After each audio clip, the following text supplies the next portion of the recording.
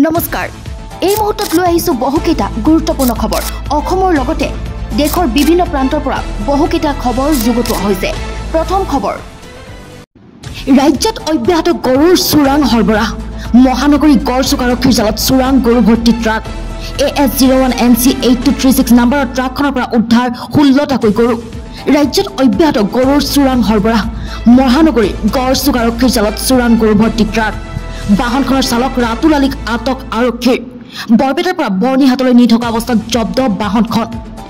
আব্দুল হাইনাগ্ৰী নামৰ লোকজনৰ নেতৃত্বত গৰুৰ চোৰাং সৰবৰাহ ISBT জাতীয় পৰিষদ যুৱ পৰিষদৰ নেতৃত্বত বাহনখন জব্দ আৰক্ষীৰ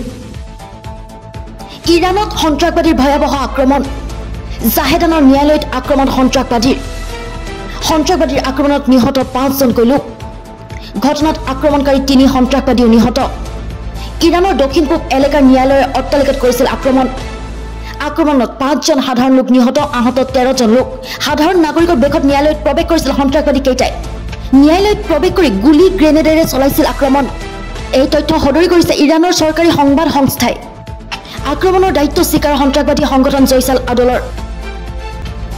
অসমৰ উচ্ছেদক লৈ গৰজিল আছাদুদ্দিন ওৱেচি মিয়াক ভূমি অধিকাৰৰ পৰা বঞ্চিত কৰিছে অসম চৰকাৰে ৰাজ্যত চলা উচ্ছেদক লৈ গৰজিল আছাদুদ্দিন ওৱেচিয়ে মুছলমানৰ সৈতে অন্যায় কৰিছে অসম চৰকাৰে মিয়া মুছলমানক ভূমি অধিকাৰৰ পৰা বঞ্চিত কৰিছে অসম চৰকাৰে মুছলমানৰ লগত অন্যায় কৰিছে অসমৰ মুখ্যমন্ত্ৰীয়ে জুলাইত 7,000 মুছলমান পৰিয়ালক উচ্ছেদ কৰিছে ধুবুৰী গোৱালপাৰা লখিমপুৰত অমানৱীয় উচ্ছেদ চলাইছে মিছন বসুন্ধৰাত কিয় অন্তৰ্ভুক্ত কৰা নাই একাংশ মুছলমানক সংবিধান উলংঘা কৰি হিমন্ত বিশ্ব শৰ্মা চৰকাৰে উচ্ছেদ চলাইছে অসমৰ মিয়া মুছলমানৰ ন্যায়ক লৈ গৰজিল আছাদুদ্দিন ওৱেচিয়ে মাছ বিক্ৰী কৰা মিয়াৰ ভয়ংকৰ কাণ্ড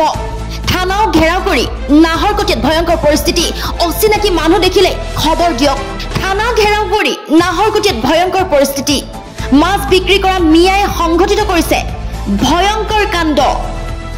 ঘৰত কোনো নথকাৰ সুযোগ লৈ বিচাৰিছিল পানী খাওঁতে মিয়া বেপাৰীয়ে ভয়ংকৰ কাণ্ড কৰাৰ অভিযোগ অচিনাকি মানুহ দেখিলে খবৰ দিয়ক আৰক্ষীক অচিনাকি মানুহক কামত লগাব নালাগে অচিনাকি মানুহক ঘৰত সোমাব দিব নালাগে অসমক বচাবলৈ হলে জীয়াৰী বুৱাৰীক বচাবলৈ হলে অচিনাকি মানুহৰ প্ৰৱেশত বাধা দিয়ক সন্দেহজনক নাগৰিকৰ বিৰুদ্ধে চৰকাৰক কঠোৰ ব্যৱস্থা গ্ৰহণৰ দাবী থানা ঘেৰা কৰি নাহৰকটীয়াত ভয়ংকৰ পৰিস্থিতি ডিমা হাছাওৰ প্ৰশাসনৰ বুলডোজাৰে আঁতৰালে মছজিদ শ মুছলমান ৰাইজৰ কান্দোন ডিমা হাছাওৰ প্ৰশাসনৰ বুলডোজাৰে আঁতৰালে মছজিদ শ মুছলমান ৰাইজৰ কান্দোন মছজিদ বচাবলৈ ওলাই আহিল শ মুছলমান ৰাইজ উমৰাংছৰ 3 কিলোত প্ৰশাসনৰ উচ্ছেদ অভিযান চৰকাৰী ভূমিত অবৈধভাৱে নিৰ্মাণ কৰিছিল মছজিদটো আৰক্ষীৰ কটকটীয়া নিৰাপত্তাৰ মাজত ভাঙি দিয়া হৈছে মছজিদটো এইবাৰ লক্ষ্য মধ্য অসম হব সৰ্ববৃহৎ উচ্ছেদ প্ৰশাসনে জাৰি কৰিলে জাননী দেখি বেদখলকাৰী বুকু কঁপি উঠিছে এইবাৰ লক্ষ্য মধ্য অসম হব সৰ্ববৃহৎ উচ্ছেদ জাননীত কি লিখা আছে পঢ়ি শুনাই আছো জাননীত লিখা আছে ইয়াৰ দ্বাৰা সংশ্লিষ্ট সকলোকে জনোৱা হৈছে আপোনালোকে খাটুৱাল মৌজাৰ বেলগুৰি কছাৰী গাঁও কিসামতৰ 3 নং দাগ লগতে 3 নং দাগৰ অংশ 128 506 505 604 নং চৰকাৰী গ্ৰেজিং ৰিজাৰ্ভৰ মাটি ঘৰৰ লগতে খেতি কৰি বেদখল কৰি আছে গতিকে এই জাননী পোৱাৰ লগে লগে উক্ত বেদখলকৃত ভূমি অতি শীঘ্ৰে মুক্ত কৰিবৰ বাবে জনোৱা হ'ল অন্যথা ভূমি আইনমতে বিহিত ব্যৱস্থা গ্ৰহণ কৰি উক্ত ভূমি বেদখল মুক্ত কৰা হ'ব ইয়াৰ পিছত পুনৰ কোনো জাননী প্ৰদান কৰা নহ'ব নগাঁৱৰ সামগুৰিত এনেদৰে জাননী প্ৰকাশ কৰা হৈছে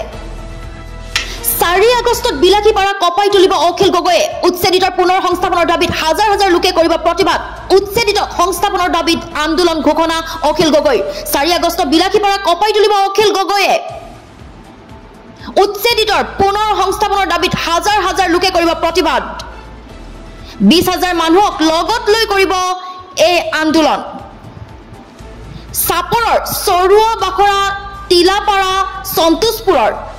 উচ্ছেদিতক পুনৰ সংস্থাপনৰ দাবীত আন্দোলন ঘোষণা অখিল গগৈৰ।